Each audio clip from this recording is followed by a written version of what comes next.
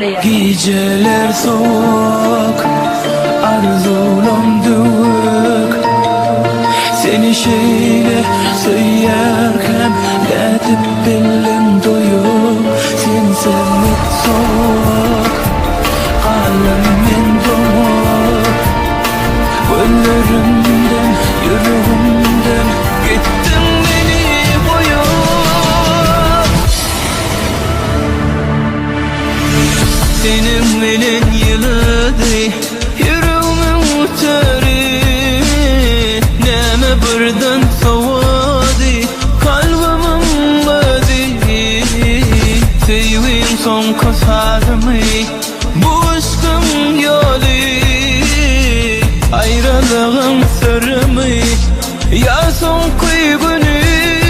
Ne düşün beni bunu yar, söylenlerimiz bizi söyleyen.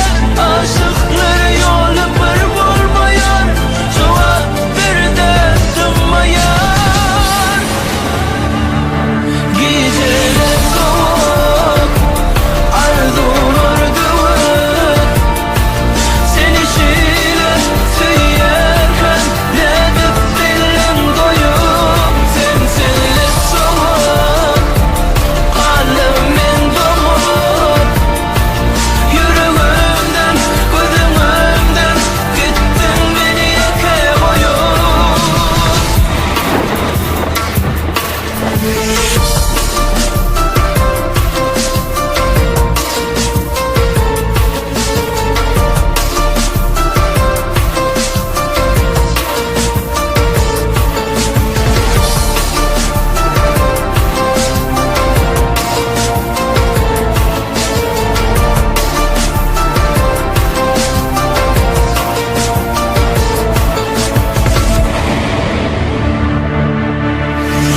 İkimizin yolumuz bir olup bilmez.